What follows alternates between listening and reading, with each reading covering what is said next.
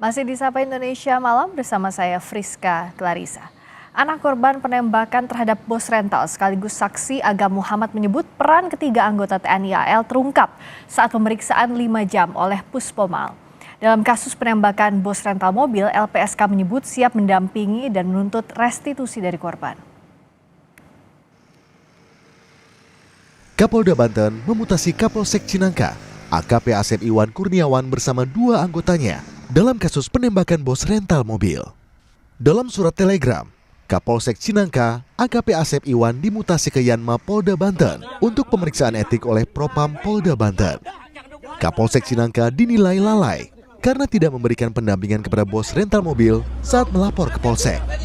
Sesuai dengan TR yang tandanya Bapak Kapolda, bahwasanya ada mutasi jabatan di lingkungan Polda Banten, yaitu Kapolsek Cinangka dan 2 anggota lainnya terkait dengan apa yang telah terjadi, yaitu mempertanggungjawabkan dan saat ini sedang nanti mutasinya di Yanma untuk proses pemeriksaan oleh Puspomal. Anak bos rental sekaligus saksi Agam Muhammad menyebut Puspomal mencocokkan peran ketiga anggota TNI sebagai pelaku. Namun, belum dipastikan ketiganya adalah backing dalam kasus pencurian mobil rental korban. Perannya sih disampaikan, ini bagian yang menembak, ini yang keluarga saya bokap pada waktu saat itu, sama yang menyetir yang 3 orang itu, Kak. Seperti itu. Itu masih tahap penyelidikan sih, Kak. Kita belum bisa memastikan, gitu. Tadi nggak disampaikan? Tidak disampaikan, karena masih tahap penyelidikan. Wakil Ketua Lembaga Perlindungan Saksi dan Korban membenarkan telah berkomunikasi dan menemui keluarga korban penembakan di res area tol Tangerang Merak oleh anggota TNI AL. Setidaknya ada 6 permohonan yang diajukan oleh keluarga korban.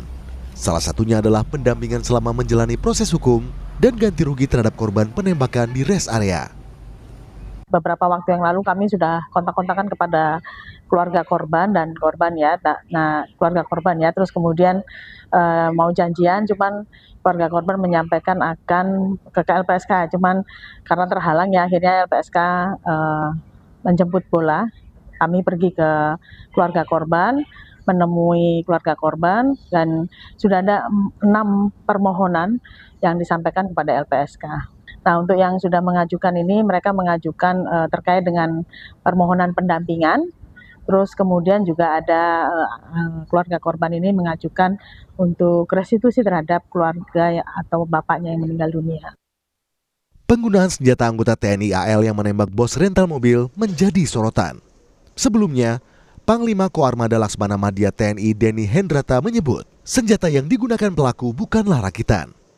Senjata itu senjata inventaris ya, yang melekat karena jabatan dari AA ya, itu adalah ADC ya. Nah, ADC ini ajudan ya. Sehingga ketika dia dapat tugas itu sudah SOP senjata itu melekat. Nah, kemudian ya tentu bukan senjata rakitan ya. Pengamat militer Institute for Security and Strategic Studies, Khairul Fahmi menilai perlu ada evaluasi penggunaan senjata api oleh anggota TNI dan polisi. Khusus prajurit TNI, Fahmi menyebut seharusnya penggunaan senjata hanya bisa digunakan saat kedinasan.